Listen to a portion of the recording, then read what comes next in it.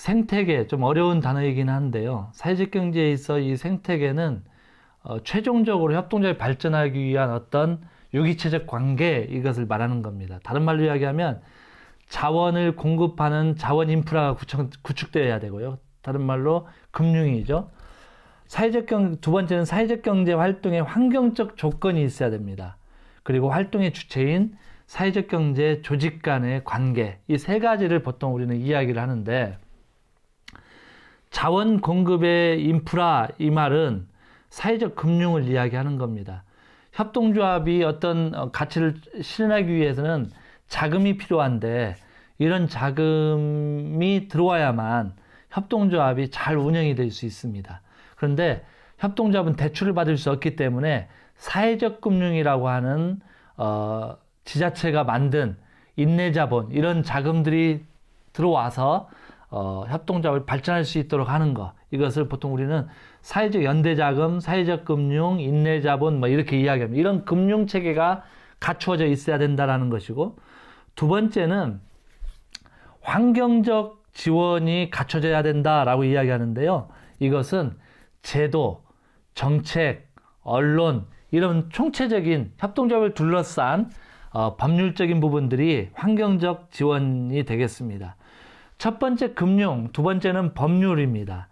즉 저희가 2012년도에 협동조합 기본법이 통과되었을 때 누락된 것들이 있지 않겠어요? 만약에 그 누락된 것을 보완이 되어야 협동조합이 발전을 하게 되는데, 그게 보완이 안 되면 협동조합이 아무리 나가려고 해도 발목을 잡게 됩니다. 그 중에 하나가 금융법이었습니다. 협동조합은 금융을 소유할 수도 없고 대출도 받을 수 없는 상황이 되면서 협동조합 발전에 대단히 장애가 되었던 거죠. 이런 것들, 제도적인 것들이 풀려지지 않으면 안 된다는 것이고, 세 번째로 생태계의 가장 핵심은 연대 역량 수준입니다. 협동조합 개별로는 발전할 수 있으나 협동조합과 협동조합이 연대하지 않으면 시너지 효과가 나지 않는 겁니다. 또 우리 진안을 예로 든다면 약 40개의 사회적 경제가 있는데 각각 예산을 편성하고 진행을 하면서 회계는 우리는 밖에다 맡기게 되는 거죠. 그렇게 되면 회계를 맡길 때 거기에 대한 지출이 발생하게 됩니다. 각각의 회사들이 그렇게 하게 되면 엄청난 돈이 지출되는 것이죠. 그런데 연합회가 만들어지거나 연대가 만들어지면 거기에 회계사가 한 명이 있어서 전체를 관할해주면 집중이 되고 또 각 회사의 문제점들을 알아서 교정하고 디자인을 할 수 있다는 겁니다. 그래서 이 연대 역량, 따라서 사회적 경제의 공급 생태계는 자원 공급의 인프라, 두 번째는 환경적 지원, 그리고 세 번째가 연합조직, 이런 연대 역량 수준이 잘 꾸려졌을 때 협동조합은 발전하게 됩니다. 제도와 정책에서는 법적 체계와 동등한 대우를 할 수 있도록 법이 잘 구성되어야 됩니다. 사회적 경제의 장점의 인정과 장려를 해야 된다는 것이죠. 사회적 경제의 가장 맹점은 투입이 되었을 때 바로 이윤으로 발생이 되지 않습니다. 그리고 정량적으로 측정할 수 없는 게 몇 가지가 존재하는데, 사회적 경제를 통해서 마련되는 사회적 자본, 다른 말로 이야기하면 신뢰, 협동, 이런 것들은 측량이 불가합니다. 그런데 정량적으로 판단을 할 때 그런 건 제외되기 때문에 협동조합이 발전하지 못한다라고 하는 단점으로 보일 수 있게 되는 겁니다. 근데 그런 것들을 잘 인정해 주었을 때 협동조합이 발전하게 되고 평등한 일자리를 창출하게 되는 것이고, 사회로부터 배제된 사람들이 들어와서 함께 갈 수 있고, 또한 공동체도 함께 발전할 수 있다라는 차원에서의 사회적 경제의 인정이 필요하게 되는 겁니다. 또 하나는 시민사회 내에서도 협동과 연대의 문화 수준이 강화되어야 합니다. 협동조합이 발전하기 위해서는 시민 수준들이 결정되어야 되는데, 만약 국민들 또는 시민들이 협동의 정신이 떨어진다라고 한다면 이런 협동조합은 그 수준에 맞게 발전할 수밖에 없게 됩니다. 따라서 협동조합이 함께 발전하려면 시민사회 내에서 협동과 연대의 수준도 같이 올라가야 된다라는 것입니다. 이것이 그 첫 번째 제도와 정책, 환경적 인프라입니다. 이탈리아는 이런 환경적 인프라를 극복하기 위해서 좀 독특한 방식을 선택했습니다. 이탈리아는 협동조합 총연맹에 협동조합에 관한 감독권을 부여했죠. 다른 말로 이야기하면, 우리로 이야기하면 연합회에 감독권을 부여하는 겁니다. 그래서 이 연합회를 운영할 수 있도록 감독권을 주고, 또 하나는 연대기금을 조성할 수 있는 권한을 부여합니다. 그래서 협동조합이 만들어지면 무조건 연합회에 가입을 해야 되고 거기에 기부금을 내야 됩니다. 그 기부금을 통해서 협동조합 연합회는 협동조합을 인큐베이팅을 해주게 되는 그런 시스템으로 되어 있죠. 이탈리아는 이런 구성을 해놨고, 캐나다의 퀘벡은 좀 다르지만 이렇게 되어 있습니다. 1985년도에 지역개발협동조합 CDR이라고 하는 지역개발협동조합을 11곳을 만들었습니다.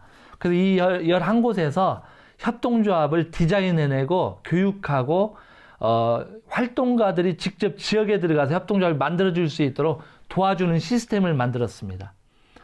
또 하나는 2005년도에 CQCM이라고 하는 협동조합의 총연맹이 만들어지면서 여기에서 일정한 금액을 투여해 줍니다.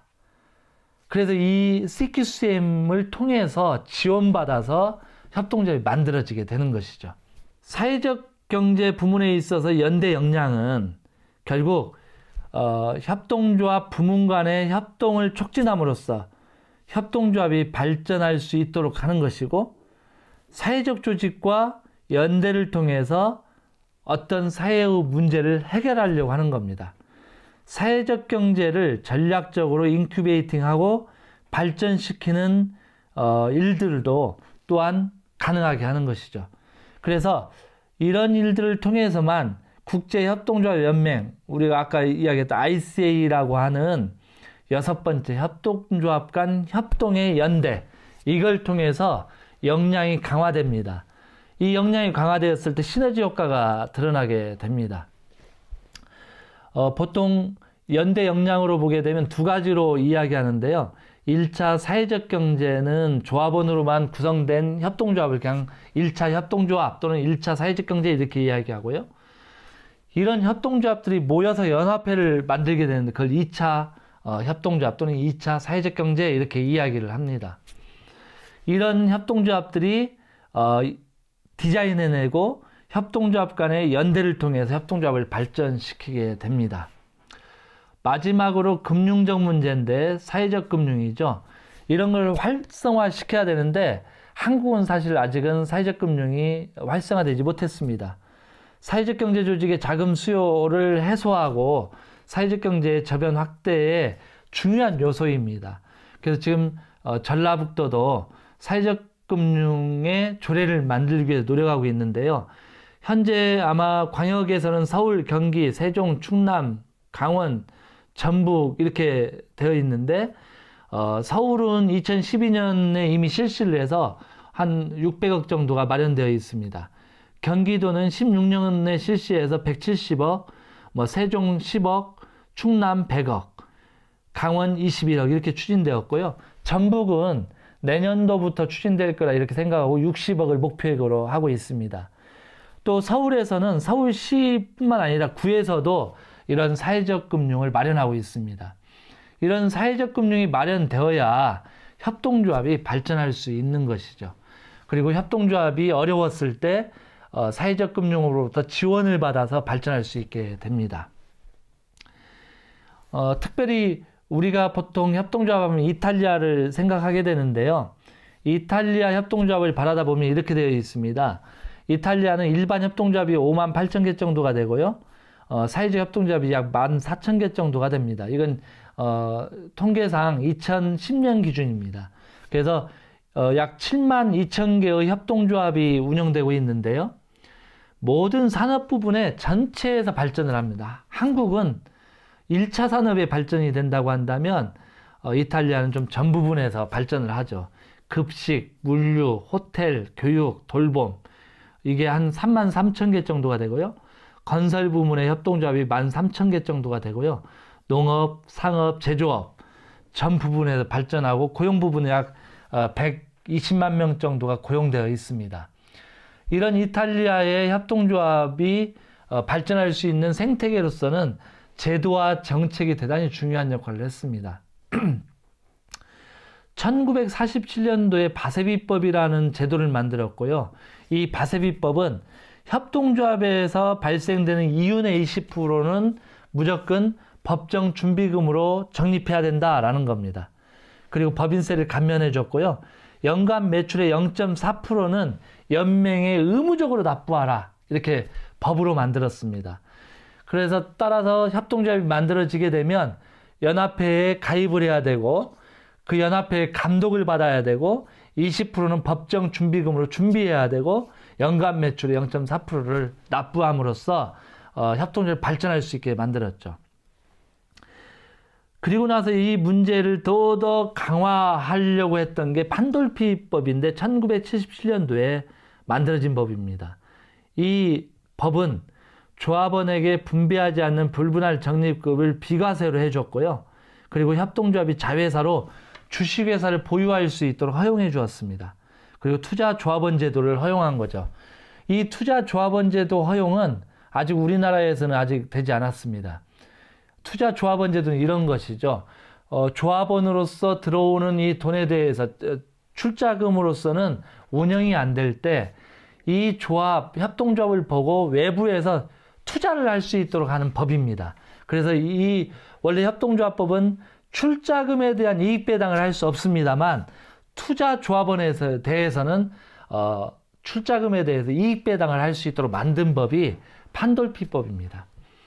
그리고 마지막으로 마르쿠라법 1985년에 제정했는데 이 마르쿠라법은 협동조합과 연합회가 매년 이익금의 3%를 협동조합 발전기금으로 조성하게 해서 경영위기에 있는 협동조합을 도울 수 있도록 했고, 또 한 가지는 경영위기에 있는 기업을 노동자 협동조합으로 전환할 수 있도록 하는 법안이었습니다. 그래서 노동자들이 길거리에 내쫓김을 당하지 않고 노동자들 스스로 자금을 받아서 협동조합으로 전환할 수 있도록, 인수를 할 수 있도록 만든 법이 이 마르쿠라법입니다. 이런 제도와 정책으로 이탈리아 협동조합이 발전하게 되었습니다. 이탈리아 협동조합의 마지막 생태계로서 연대체인데, 연맹이라고 하는 대단히 큰 연맹이 있는데 그 연맹 밑에 큰 세 가지 협동조합의 계열들이 결합되어 있습니다. 하나는 사회주의 계열인 레가코프라고 하는 사회주의 계열의 협동조합이 결합되어 있고요. 또 하나는 자유주의 계열의 협동조합이 결합됐고, 마지막으로 종교 계열이었던 카톨릭 계열의 협동조합이 결합되어 있습니다. 조합원 수로 하면 레가코프가 약 750만 명, 자유주의 계열은 43만 명, 카톨릭 계열은 약 288만 명이 함께 결합되어서 조직의 역량을 키워왔습니다. 그렇게 함으로써 협동조합 생태계를 구축해 왔습니다. 이게 이탈리아의 방식이고, 캐나다의 협동조합 생태계는 좀 더 특이합니다. 퀘벡의 협동조합은 인구가 약 740만 명 정도 되는데 조합 수는 약 3,200개, 조합원은 약 850만 명입니다. 고용은 약 79만 명 정도가 고용되어서 일을 하고 있습니다. 80만 명 정도. 퀘벡은 유통, 제조업, 운송, 앰뷸런스, 장례, 의료, 보건 서비스에서 발전하고 있습니다. 그리고 퀘벡주가 전적으로 지원을 하죠. 처음에 이야기했던 지역개발협동조합이라고 하는 CDR이 인큐베이팅을 해줍니다. CDR이 11개 있는데 이 11개 협동조합이 1년에 각각 13개 정도 또는 20개 정도의 협동조합을 만들어내니까 최대 300개 이상의 협동조합이 매년 만들어지게 되는 겁니다. 그러면서 이 퀘벡 협동조합은 대잘땡에서 협동조합을 금융적으로 지원하는 시스템을 구축하고 있습니다.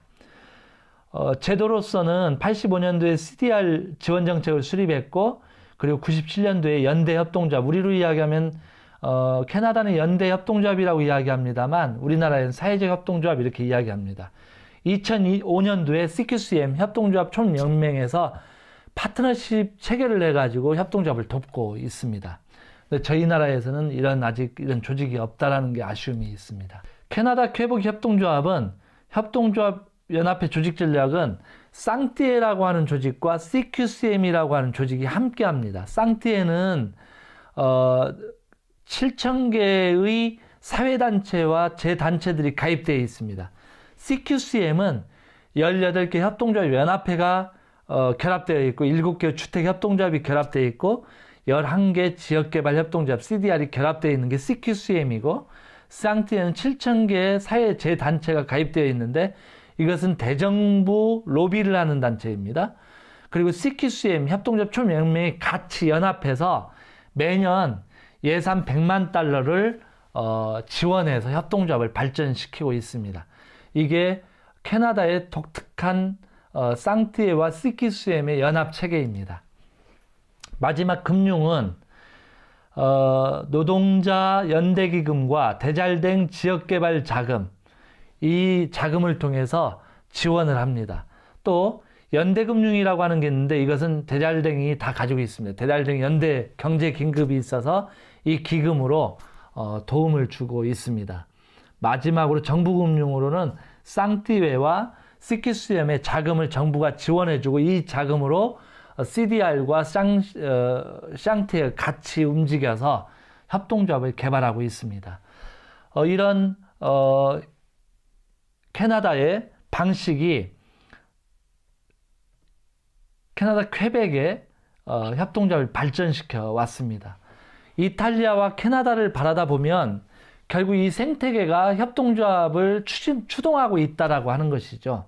그래서 이탈리아는 연맹체에 모두가 가입하고 거의 0.4%의 기여금을 내면서 디자인을 받는다라고 한다면 캐나다는 주정부가 지원하고 CQCM과 쌍띠에가 출자를 해가지고 지원하는 시스템, 그리고 CDR이라고 하는 기관에서 활동가를 파송해가지고 그 활동가가 나와서 함께 그 지역에 3년간 활동을 함으로써 협동조합이 체계를 잡힐 때까지 도와주는 시스템입니다.